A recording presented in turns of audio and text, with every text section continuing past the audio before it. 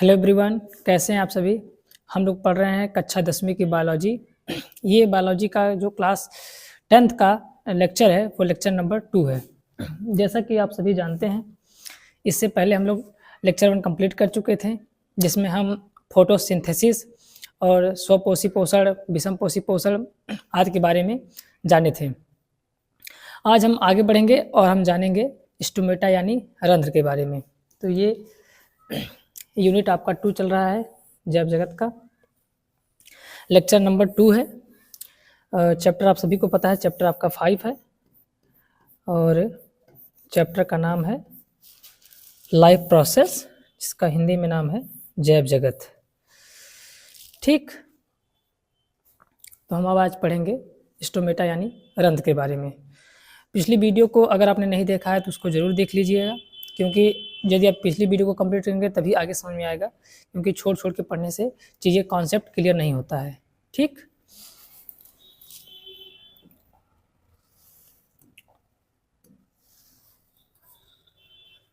जो हमारा टॉपिक है रंध्र का, स्टोमेटा, इसे कहते किसे हैं और इसका क्या फैक्टर मेन है प्रकाश संश्लेषण में, और आदि क्रियाएं हैं स्टोमेटा के द्वारा या रंध्र के द्वारा कैसे होती हैं, इसके बारे में हम जानेंगे। ठीक, तो बेसिकली जो स्टोमेटा है या रंध्र है, ये पत्तियों के जो लीफ होती हैं उनके ऊपरी सतह एवं निचली सतह, मतलब ऊपर और नीचे दोनों सतह पर ये छिद्र पाए जाते हैं, उसी को हम क्या कहते हैं, स्टोमेटा कहते हैं। तो यहाँ पर लिखा है, इसके बारे में देख लेते हैं एक बार डिटेल में। रंध्र, जिसको इंग्लिश में स्टोमेटा कहते हैं,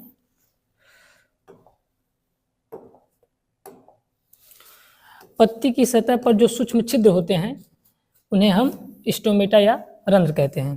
अभी मैंने पहले ही बताया कि जो पत्तियां होती हैं उनके ऊपरी और निचली सतह पर जो छिद्र होते हैं उन्हें हम क्या कहते हैं, रंध्र या स्टोमेटा कहते हैं। ठीक, इतनी बात क्लियर है। अब इसके कार्य क्या है, रंध्र का मतलब कार्य क्या है, इसके बारे में भी अब जानेंगे।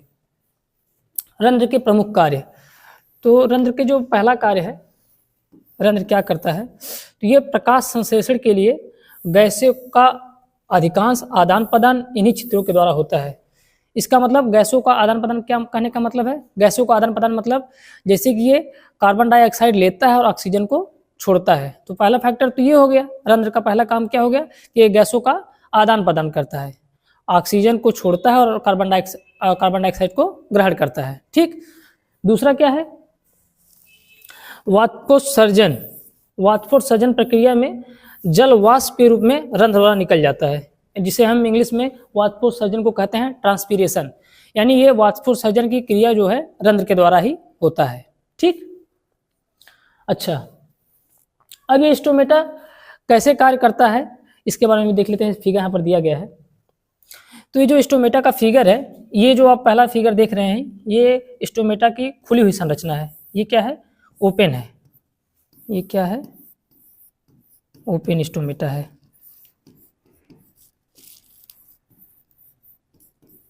ठीक, तो ये स्टोमेटा की खुली हुई संरचना है। फिगर में आप देख भी पा रहे होंगे। दूसरा, ये स्टोमेटा की बंद संरचना है, उसे हम इंग्लिश में कहते हैं क्लोज्ड स्टोमेटा।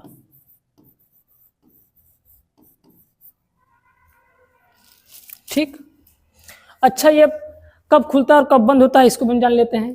तो जो स्टोमेटा जो ओपन होता है, ये दिन के समय क्या होता है, खुला होता है। इतनी बात क्लियर है। और रात्रि में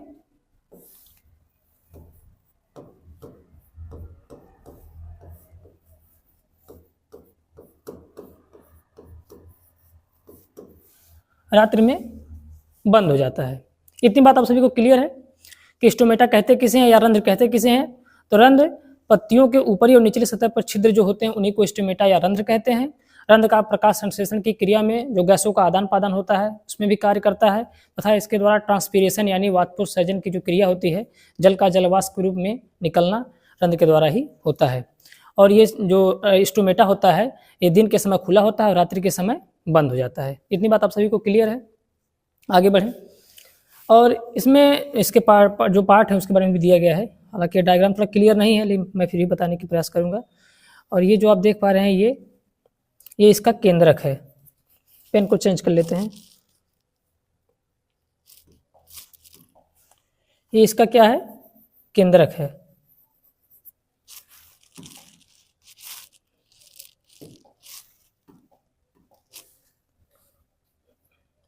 और ये इसका क्या है? परिक्तिका है। इसे वोक्यूल लिखा है इंग्लिश में। ये जो है इनर थिक वॉल है जिसे हम कहते हैं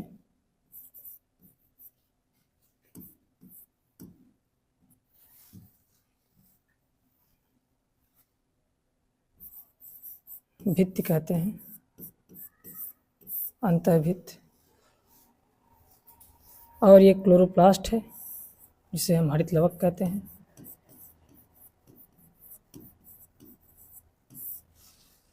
ठीक। और इसका आउटर है, आउटर भित्ति जिसे हम कहते हैं बाह्य भित्ति, आउटर वॉल।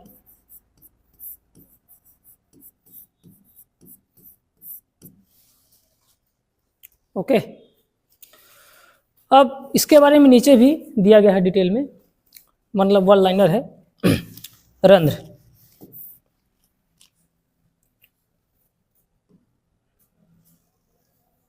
थोड़ा सा पैनल लैग हो रहा है।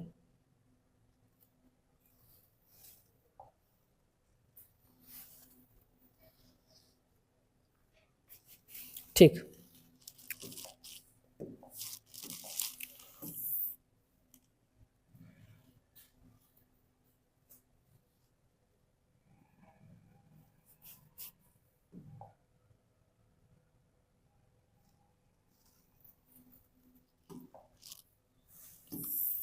रंध्र देखिए, पत्ती की सतह पर सूक्ष्म छिद्र श्वसन गैसों के विनिमय और वाष्पोत्सर्जन के लिए खुलते एवं बंद होते हैं।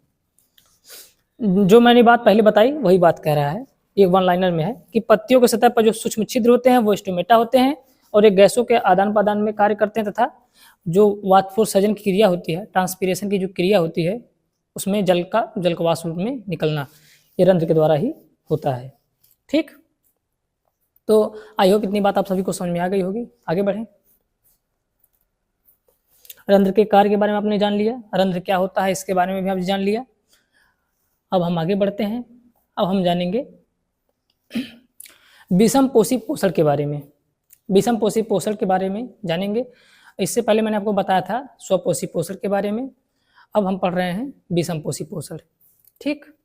विषमपोषी पोषण क्या है, इसके क्या प्रकार हैं, इसके बारे में हम जानेंगे। अब देखिए, विषमपोषी पोषण को इंग्लिश में कहते हैं हेटेरोट्रॉफिक न्यूट्रिशन। इसे इंग्लिश में कहते हैं हेटेरोट्रॉफिक न्यूट्रिशन।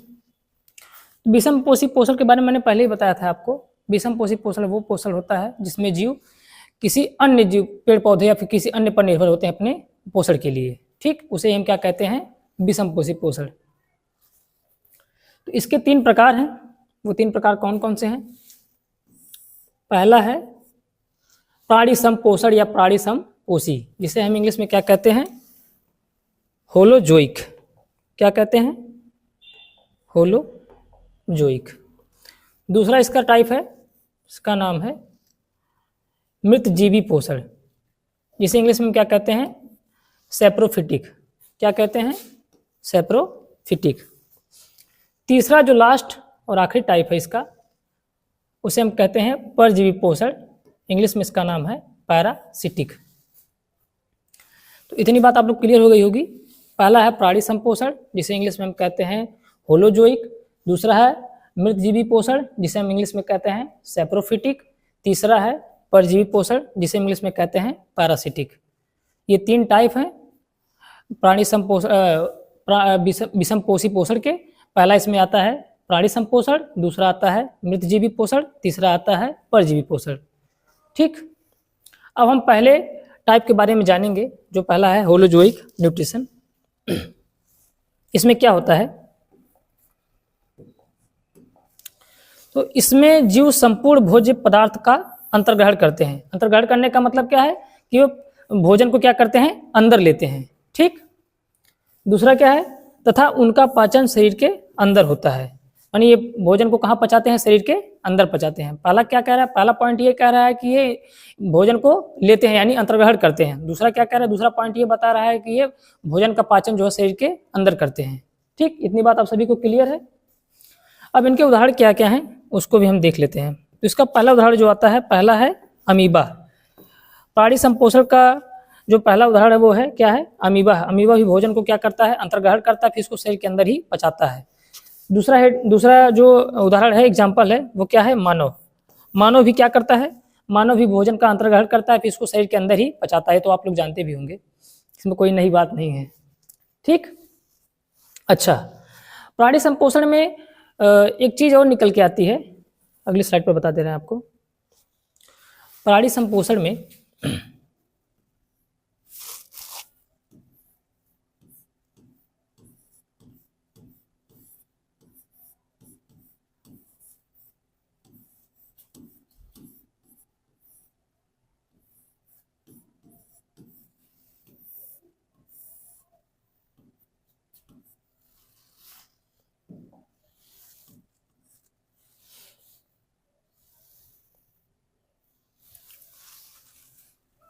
प्राणी संपोषण में भी 3 टाइप होते हैं, वो कौन कौन से उसको भी जान लेते हैं। पहला है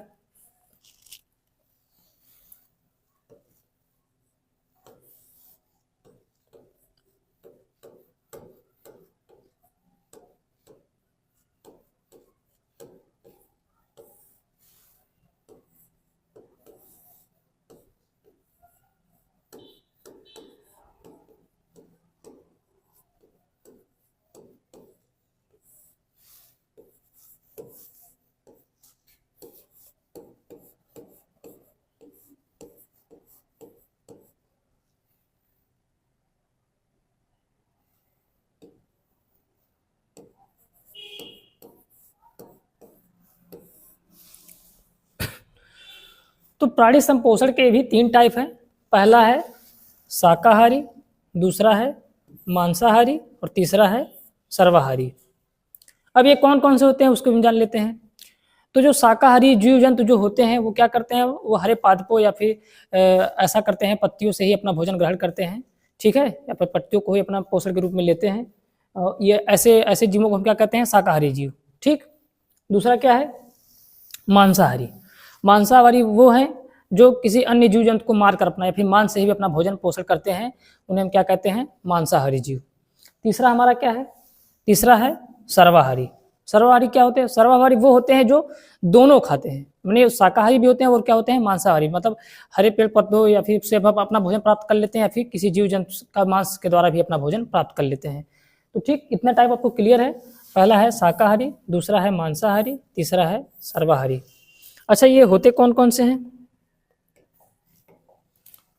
तो शाकाहारी जिसे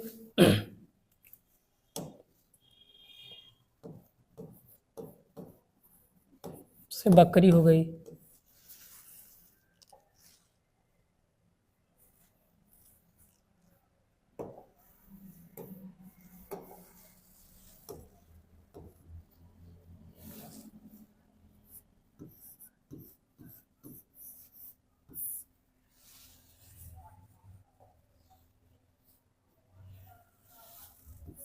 गाय हो गई, मांसाहारी में शेर हो गया,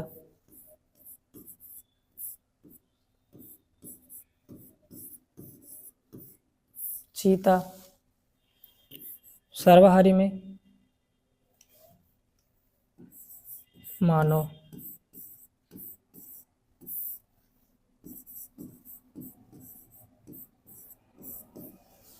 ठीक, इतनी मत क्लियर आप सभी को है। तो प्राणी संपोषण के भी 3 टाइप होते हैं। पहला है शाकाहारी, दूसरा है मांसाहारी, तीसरा है सर्वाहारी। शाकाहारी में कौन से जीव आते हैं? शाकाहारी में से बकरी हो गई, गाय हो गया, ठीक, और भी तमाम जीव जंतु आ सकते हैं, ऐसा नहीं बस यही दो हैं। और अगला है मांसाहारी। मांसाहारी में क्या क्या है? शेर है, चीता है, तेंदुआ है, ठीक, ये सब क्या है? मांसाहारी है। सर्वाहारी में क्या है? सब मानव है। मानव क्या है? सर्वाहारी है। अब सर्वाहारी कहने का मतलब ये है, ऐसा थोड़ी, ऐसा मैं नहीं कह रहा हूँ कि नहीं, मतलब सब लोग कुछ लोग कहते हैं कि नहीं मैं मतलब मीट मछली नहीं खाता हूँ, या फिर मैं ऐसे मतलब मांस को नहीं खाता हूँ, मैं शाकाहारी हूँ। तो वह किसी एक व्यक्ति की बात नहीं हो रही है, पर्टिकुलर किसी सिंगल पर्सन की बात नहीं कर रहे हैं हम संपूर्ण मानव की बात कर रहे हैं, ठीक है। तो हम संपूर्ण मानव की जब बात करें तो उसमें हम क्या करेंगे? इसी सर्वाहारी को ही इंक्लूड करेंगे, क्योंकि मानव दो तरह के भोजन ग्रहण कर रहा है, या तो कोई शाकाहारी है या फिर मांसाहारी, या फिर दोनों खा रहा है, कोई चिकन भी खा रहा है, कोई मतलब केवल मतलब साग सब्जियां ही खा रहा है, ठीक। तो ऐसा कुछ नहीं है। अब आगे बढ़ें।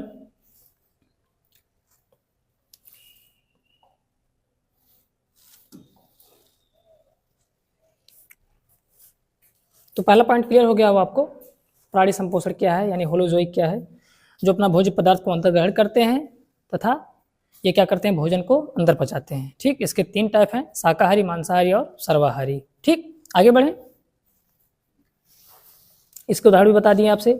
पहला है अमीबा, दूसरा है मानव। अगला है मृतजीवी पोषण, जिसे हम कहते हैं सेप्रोफिटिक।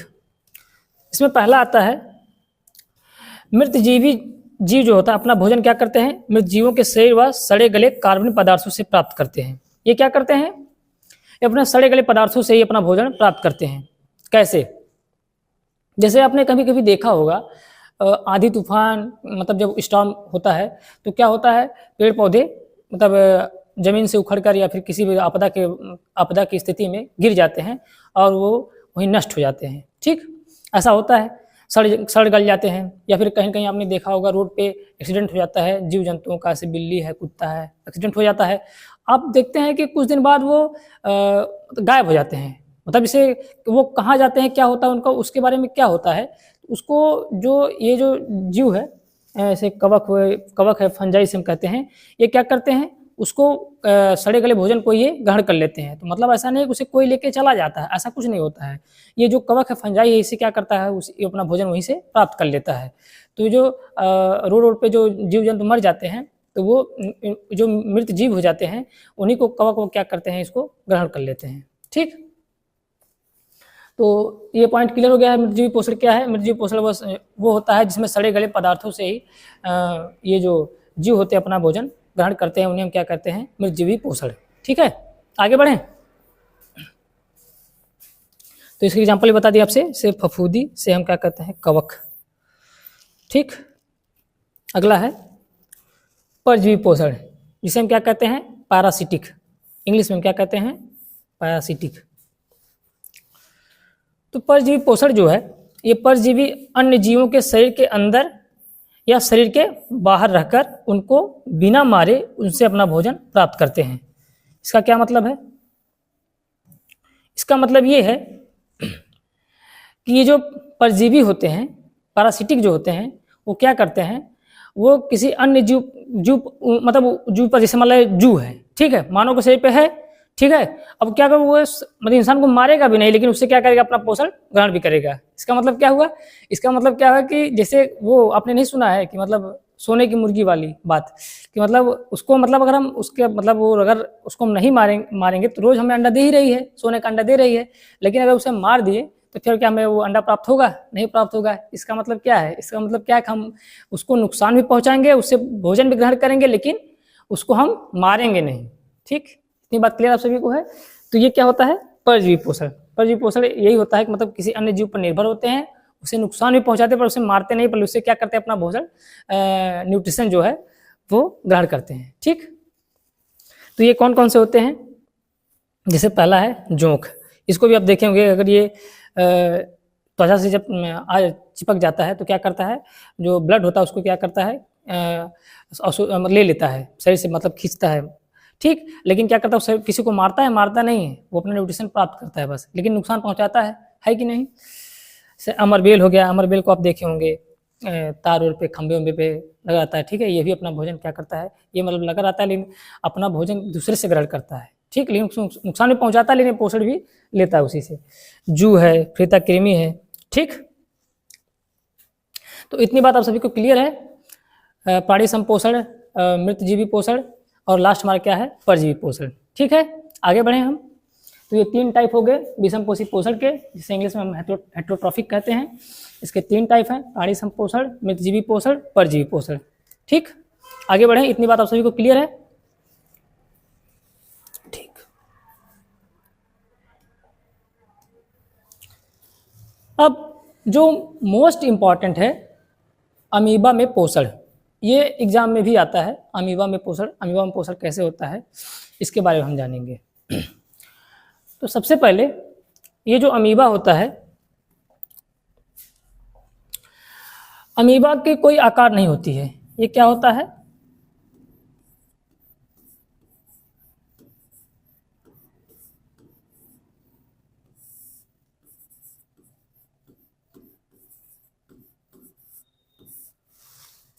अनियमित आकार का होता है, ठीक। मतलब इसका कोई शेप नहीं होता है ना। जैसे मछली को आप देखे होंगे, तो ये जो मछली देख रहे हैं,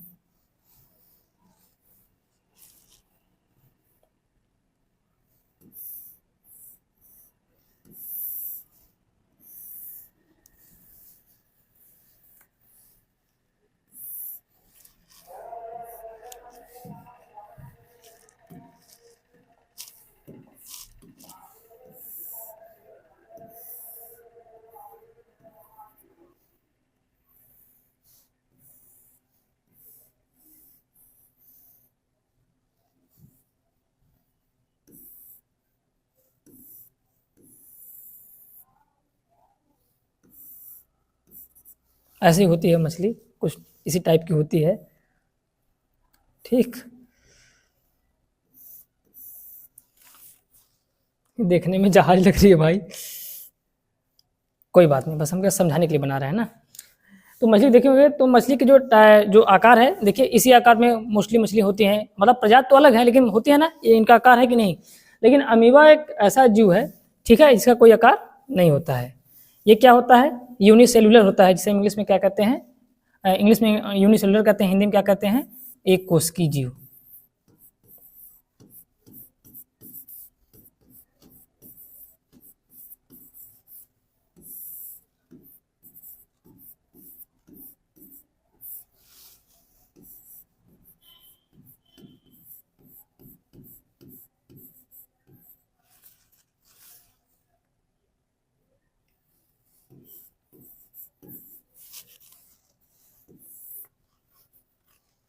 ठीक, ये क्या होता है, एक कोशिकी होता है और इसका आकार कोई निश्चित नहीं होता, ये अनियमित आकार का होता है, ठीक।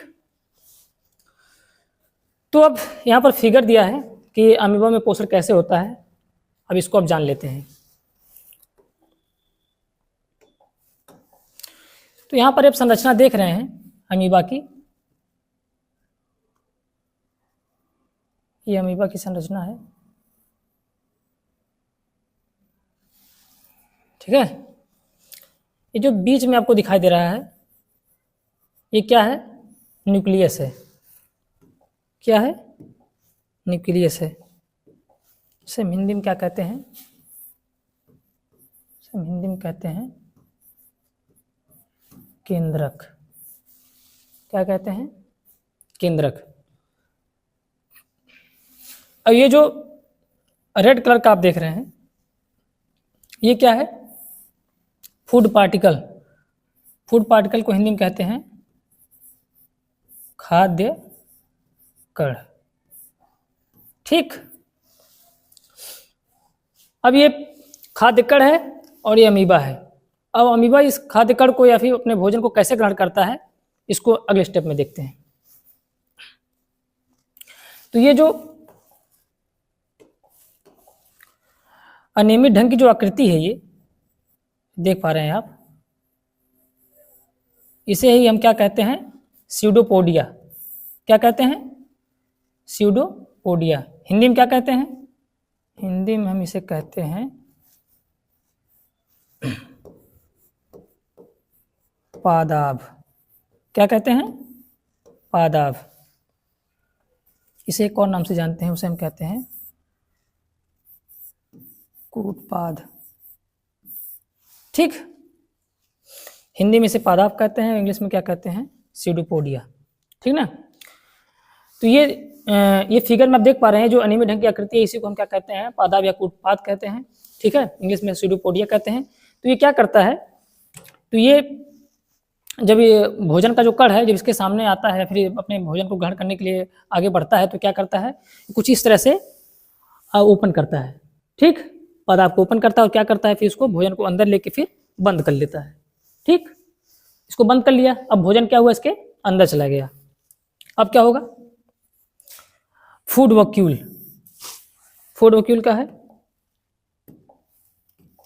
फूड वैक्यूल को हम क्या कहते हैं, खाद्य रिक्तिका।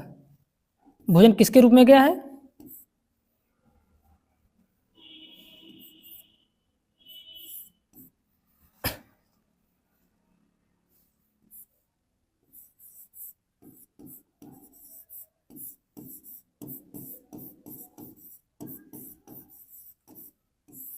खाद्य रिक्तिका, जिसे इंग्लिश में क्या कहते हैं, फूड वैक्यूल।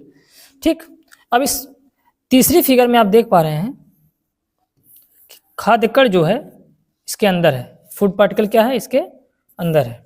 ठीक, तो पहले जो कण होता है भोजन का, ठीक, वो कण जब अमीबा देखता है तो क्या करता है, अपने पादाप की सहायता से उसको ओपन करता है और क्या करता है, उसके भोजन अंदर ले लेता है। ठीक, उसको लेने के बाद क्या करता है, खाद्य रिक्तिका का निर्माण करता है। ठीक है, इसके बाद क्या करता है, उस भोजन को, अब देख इन चौथी फिगर में क्या देखेंगे, चौथी फिगर में देख रहे हैं आप, इस भोजन क्या हुआ, इसके शरीर के अंदर चला गया। अब क्या करेगा, यही भोजन को, इसके अंदर जो रासायनिक पदार्थ होंगे उसी से क्या करेगा, खाद्य पदार्थ को पचा लेगा। ठीक, तो इतनी बात आप सभी को समझ में आ गई होगी। तो ये अमीबा का फिगर है और इसमें हम देखें कि अमीबा कैसे भोजन को ग्रहण करता है या फिर अपना पोषण कैसे करता है। ठीक है, इतनी बात आप सभी को समझ में आई और मेरा ख्याल है कि मैं काफ़ी डिटेल में ही बताया हूँ। अगर यदि आपको कोई डाउट होगा तो आप बताइएगा, मैं नेक्स्ट वीडियो से फिर बना दूंगा, काफ़ी डिटेल में बना दूंगा। लेकिन आई होप मैंने बहुत अच्छे से ही समझाया इस चीज़ को और मुझे लगा कि आपको समझ में आया भी होगा। ठीक है, तो ये प्रक्रिया होती है अमीबा में भोजन ग्रहण करने की। ठीक, आगे जो है आप चाहे तो इसको बोर्ड में भी इसी तरह से दर्शा सकते हैं कि अमीबा में पोषण कैसे होता है। इसके बारे में मैं फ्लो चार्ट के रूप में बनाया हूँ। ठीक है, ताकि मतलब यदि आपको मतलब इसको समझने में कोई दिक्कत हो रही है तो आप इसी को पढ़ के भी आप चाहे तो बोर्ड में अगर क्वेश्चन आता है कि अमीबा में पोषण कैसे होता है तो आप इसकी सहायता से भी आप बता सकते हैं। मतलब इसको पढ़ के, फ्लो चार्ट को देख के कि कैसे मतलब इसको समझ के कि कैसे मतलब अमीबा में पोषण होता है। ठीक है, तो आइए इसे भी देख लेते हैं। ये क्या है, अमीबा है। ठीक, अब अमीबा करता क्या है, भोजन को अपने पादाप की सहायता से घेर लेता है। अभी नहीं बताया मैंने, सीडोपोडिया क्या करता है, ऐसे खोलता है फिर क्या करता है, बंद कर लेता है। हाँ, ऐसे खोला फिर क्या किया, बंद कर लिया, तो घेर ही लिया ना भाई। ठीक, इसके बाद क्या करता है, खाद्य रिक्तिका क्या करता है, निर्माण करता है। ठीक, थर्ड स्टेप में क्या करता है,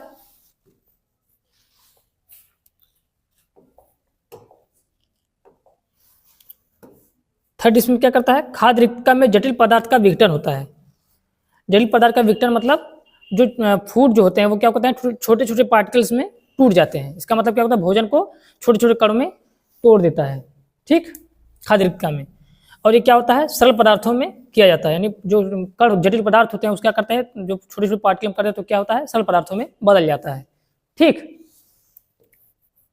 अगले स्टेप में क्या होता है, पचा हुआ अपच कोशिका की सतह की ओर गति करता है। अब जो पचा हुआ जो अपच है वो क्या करता है, जो उसके लास्ट जो मतलब जहाँ से भोजन को हम निकालते हैं, जैसे जो आप जानते होंगे जो मलता की क्रिया होती है वैसे इनमें भी होती है। ठीक है, तो वो जो भोजन होता है उसको पचा लेता है, फिर क्या करता है, वो भोजन जो है उसकी निचली सतह तक पहुँच जाता है। ठीक, इसके बाद क्या करता है, ये पदार्थ शरीर से क्या होते हैं, बाहर निकल जाता है। ठीक, तो आई होप ये समझ में आया होगा बात आपको। कि कैसे अमीबा अपना भोजन ग्रहण करता है। ठीक, तो ये अमीबा है। पहला स्टेप ये है। दूसरा स्टेप में खाद्य रिक्तक बनाता है। तीसरे स्टेप में वो फूड को पार्टिकल्स में तोड़ता है। चौथे स्टेप में वो क्या करता है, पचे हुए जो भोजन होते हैं उसको अपच भोजन को क्या करता है, निचली सतह तक पहुंचाता है। और पांचवें स्टेप में क्या होता है, वो शरीर से बाहर निकल जाते हैं। ठीक, इतनी बात आप सभी को समझ में आई। तो इस वीडियो में हम इतना सीखें। पहले तो हम रंध्र के बारे में जाने। ठीक, पहले हम क्या जाने, रंध्र के बारे में।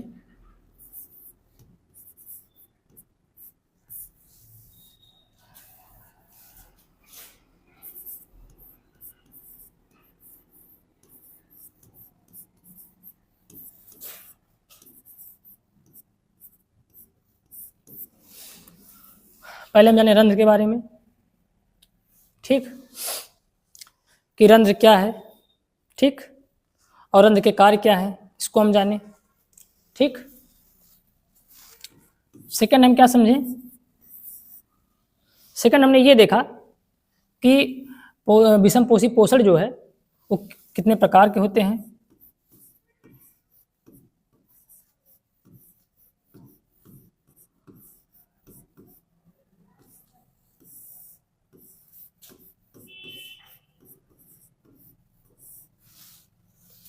ठीक, इसको थोड़ा मैं क्लियर लिख दे रहा हूं।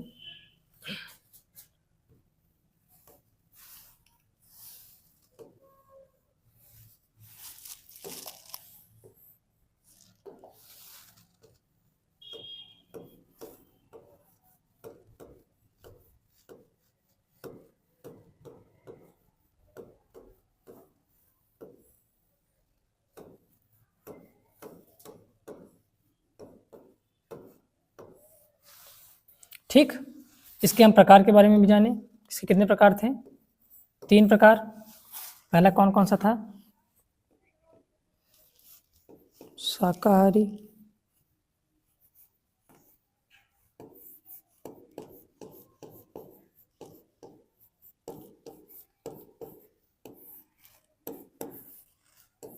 दूसरा था मांसाहारी,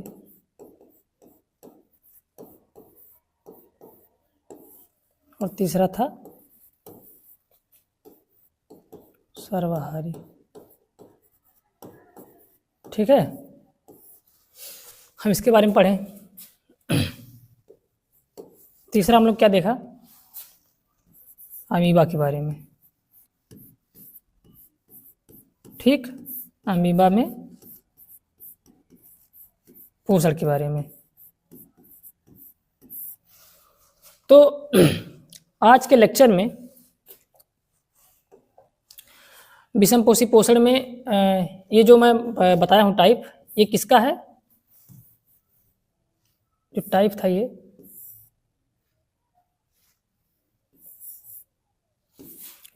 ये प्राणी संपोषण का टाइप था।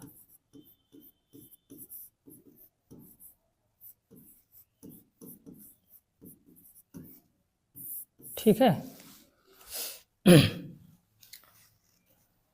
ठीक, इसके 3 टाइप, पहला टाइप तो यही हो गया, प्राणी संपोषण। दूसरा क्या था, मृतजीवी पोषण।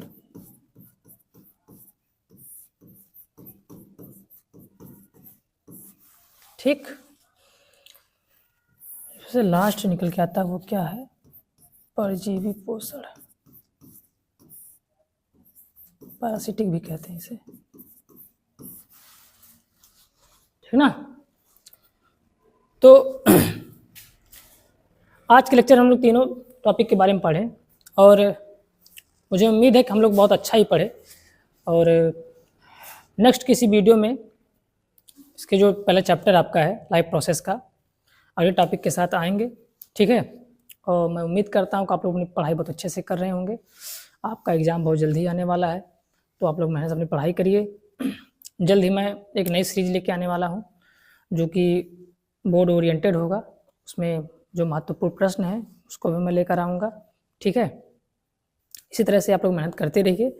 चैनल पे अगर नए हो तो चैनल को सब्सक्राइब भी कर लीजिएगा और अपने इष्ट मित्र को ज़रूर बताएं कि बायोलॉजी की क्लास जो है विकास ट्यूटोरियल के यूट्यूब चैनल पर चल रही है। इसका जो क्लास PNG है वो हमारे टेलीग्राम विकास ट्यूटोरियल एजुकेशनल इंस्टीट्यूट पर आपको मिल जाएगा, ठीक।